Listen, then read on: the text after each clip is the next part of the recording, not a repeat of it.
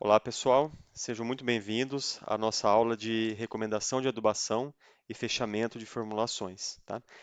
Pessoal, agora nós estamos chegando na parte mais interessante da disciplina, que é a parte realmente que vocês vão aprender a fazer cálculo de recomendação de adubação, aprender a escolher um fertilizante. Então, pessoal, por favor, preste bastante atenção, façam exercícios que nós vamos passar na aula, porque esse é o momento único que vocês têm para realmente aprender a fazer uma recomendação de adubação, que com certeza vocês vão utilizar isso para o resto da vida de vocês, tá bom? Então vamos lá. Pessoal, primeiro, né, vocês vão fazer uma recomendação de adubação. Existem dois critérios para vocês utilizarem. Ou vocês fazem uma recomendação por exportação, que é baseada em cálculos, tá? Ou vocês vão fazer uma recomendação utilizando tabelas dos boletins de adubação. O que que eu sugiro para vocês nessa fase da vida que vocês estão, né? Iniciando e aprendendo agora sobre isso. Utilize as tabelas, os boletins de adubação, tá? Recomendação por exportação é um pouco mais complicado, exige muito mais experiência, né, de quem for fazer. Mas eu vou deixar só claro aqui o seguinte: quando vocês vão fazer uma recomendação por exportação, aí está um exemplo de cálculo, por exemplo, a nitrogênio, né? Para nitrogênio é comum a gente utilizar a recomendação por exportação, principalmente porque não existe análise solo para nitrogênio, tá? Então, ó, dose de N é igual o requerimento de nitrogênio da planta, você pega a produtividade estimada, esperada multiplicado pela concentração de nitrogênio, por exemplo, gramas por quilo de grãos de milho, alguma coisa assim, vocês vão ter quanto de nitrogênio vocês irão exportar com aquela produtividade. Menos quanto o solo vai fornecer, menos quanto o resíduo cultural que está no solo vai fornecer, tudo isso dividido pela eficiência da adubação. E aí embaixo estão alguns valores genéricos de eficiência da adubação. Portanto, quando a gente utiliza recomendação por exportação, a gente tem que colocar na conta a eficiência da adubação, porque as plantas não recuperam 100% do nutriente que a gente aplica, recupera somente uma fração disso, tá bom? Porém, quando vocês vão utilizar uma recomendação por tabelas que estão nos boletins de adubação, e aqui está um exemplo de uma tabela de adubação de milho que está no boletim 100, que é o boletim oficial aqui do estado de São Paulo, por exemplo, né, vamos supor que vocês chegaram que a recomendação é aplicar 90 quilos por hectare de nitrogênio. Essa informação saiu do boletim ali, a hora que você interpretou o boletim, tá? Você não precisa utilizar eficiência nesse caso. Nessa situação, a dose recomendada será 90 quilos por hectare de N, porque a forma como a tabela do boletim foi feita, ela já está embutida nela a eficiência da adubação. Então, é, a planta não recuperou 100% do fertilizante. Chegou-se que a melhor dose é 90 quilos por hectare de N. Você não precisa colocar eficiência em cima disso. Então, a dose será 90 quilos por hectare de N. Então, pessoal, não cometam esse erro. Quando pegar uma tabela, não vão querer calcular, colocar eficiência em cima disso que vocês vão errar. Vocês vão aplicar muito mais nutriente do que deveria. Então, nesse exemplo, se vocês querem aplicar 90 quilos por hectare de N, fazer uma regra de 3. Vamos supor que vocês vão utilizar a ureia como fonte de N. Em 100 quilos de ureia, nós temos 45 quilos de N. Quantos quilos de ureia eu preciso para fornecer 90 quilos de N? Resolvendo isso, né, o X é igual a 200 quilos por hectare de ureia. Então, essa vai ser a recomendação é, utilizando essa tabela, tá bom? Pessoal, quais são os principais boletins que existem, né, no Brasil, os oficiais, né? Existem outros que não são oficiais, mas esses são os oficiais. É, Nós temos o Boletim Técnico 100 aqui do estado de São Paulo, o Boletim de Minas Gerais de 1999, o Boletim do Cerrado, que ele abrange toda a região do Cerrado, ele é de 2004, o Manual de Adubação e Calagem do Rio Grande do Sul e Santa Catarina, que é 2016, o Manual de Adubação e Calagem do estado do Paraná, que é 2017, hoje é o mais atual que existe, tá? Então, esses são os boletins, os principais boletins que existem no Brasil e que é, vocês vão utilizar inclusive para fins de fazer o seminário de vocês no caso, tá? Pessoal, uma coisa importante, o boletim 100 do Estado de São Paulo, ele está sendo atualizado. Então, eu até participei de algumas reuniões para a cultura da cana, e para várias culturas já está pronto, só estão faltando alguns ajustes. Eu acredito que o Boletim 100 do Estado de São Paulo ele vai ser lançado ainda em 2020 ou mais tardar 2021. Então, está tendo uma atualização do Boletim 100. Em breve vocês vão ter ele disponível. Enquanto a gente não tem isso, nós vamos utilizar algumas tabelas da edição anterior. O que a gente observa? Então, os boletins muitas vezes são antigos, né? Muitas vezes os agricultores reclamam, né? Nossa, mas os boletins estão desatualizados, tá? E realmente estão, né? E volta e meia os pesquisadores se juntam e atualizam os boletins. Por isso, pessoal, que nós vamos utilizar alguns exemplos do Boletim de São Paulo, porque nós estamos aqui no estado de São Paulo. Na aula que vem, da semana que vem, nós vamos fazer algumas contas com base no Boletim do Paraná, porque ele é o mais novo, tá?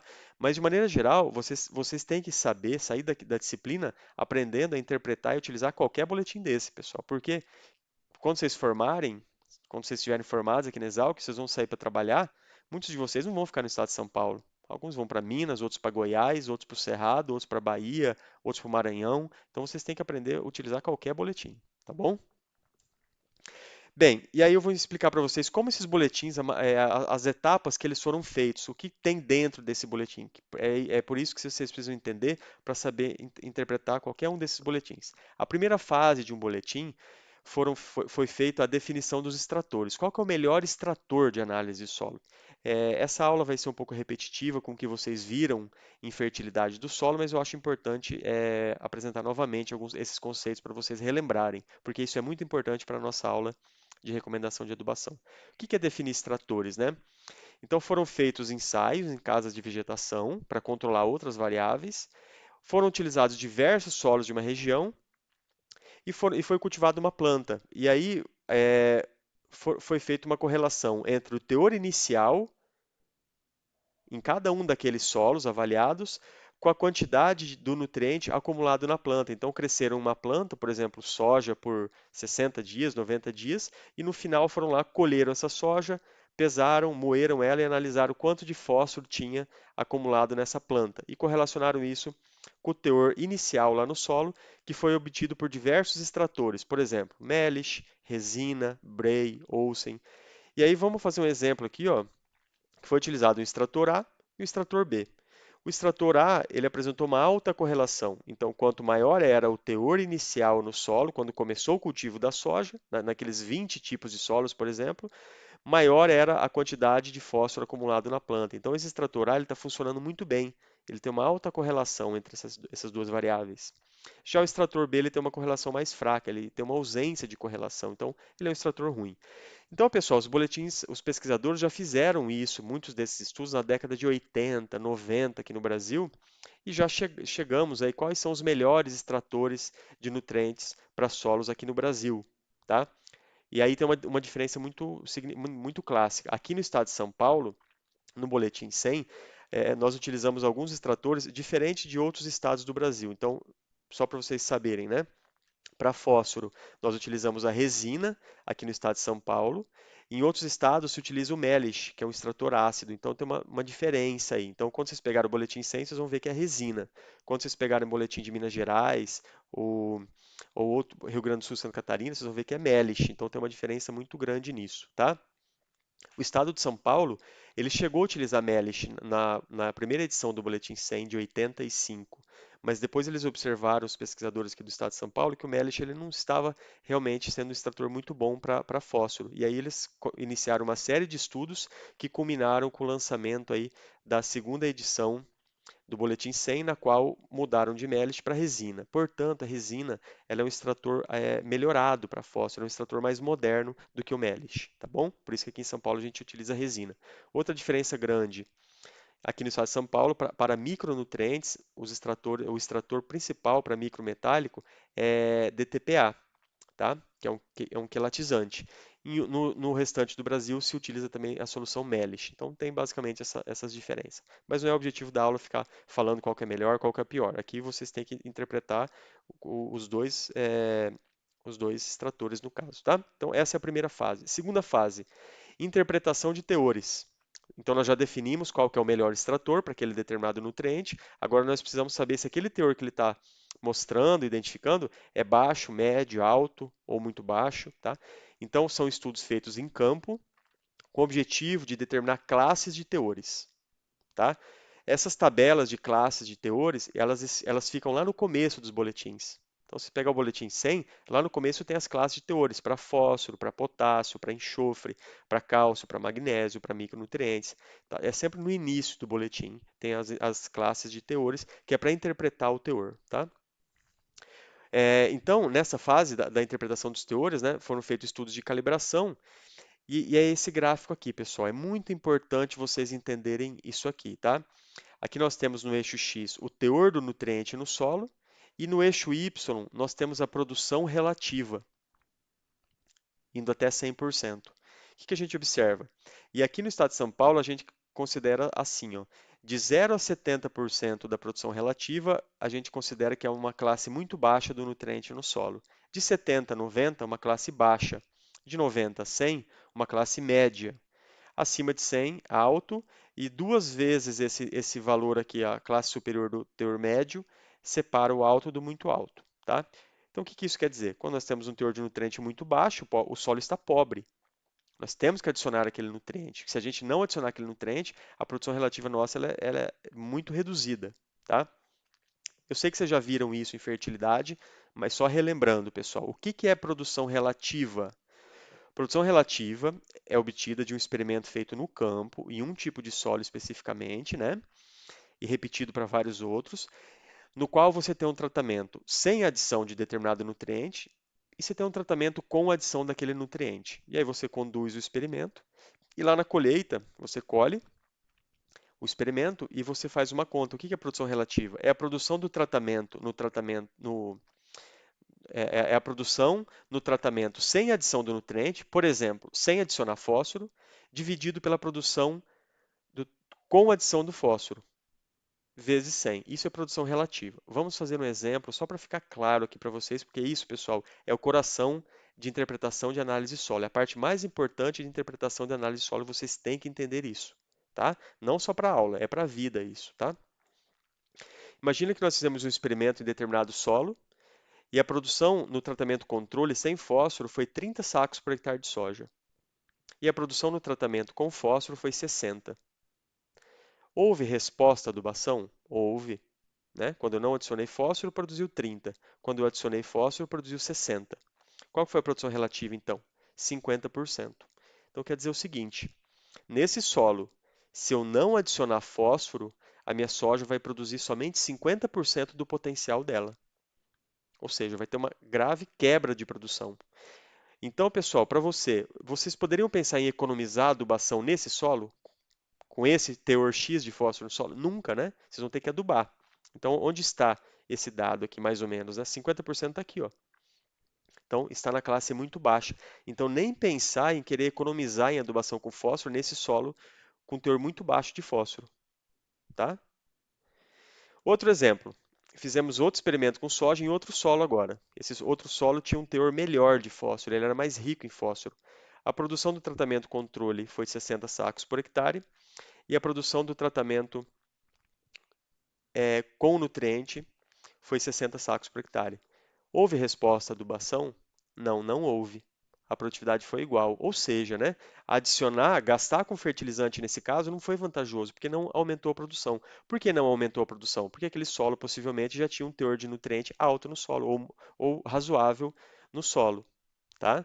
A gente fala que quando não tem mais resposta à adubação, esse solo está acima do nível crítico. Tá? Então, se eu fizer essa conta aí, quanto vai ser a produção relativa?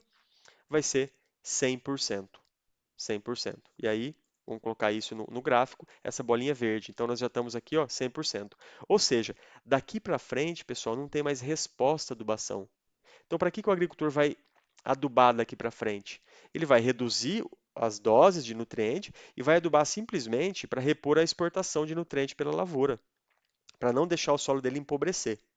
Tá? Então, da bolinha verde para frente, ele vai adicionar uma quantidade de nutrientes somente para repor o que está sendo exportado pela colheita.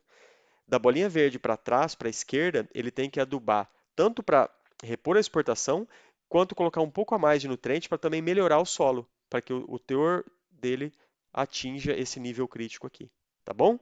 Então, pessoal, nunca se esqueçam disso. Esse gráfico é válido para fósforo, para potássio, para cálcio, para magnésio, para enxofre, para micronutriente, para todos os elementos. Tá? E aqui eu trago para vocês o gráfico original Deu muito trabalho eu encontrar esse gráfico aí, mas um dia eu consegui. Esse foi o gráfico original que deu origem à à classe de teores de potássio do boletim 100. Então, ó, trabalho original do Bernardo Van Rij, do IAC, de 1982, né?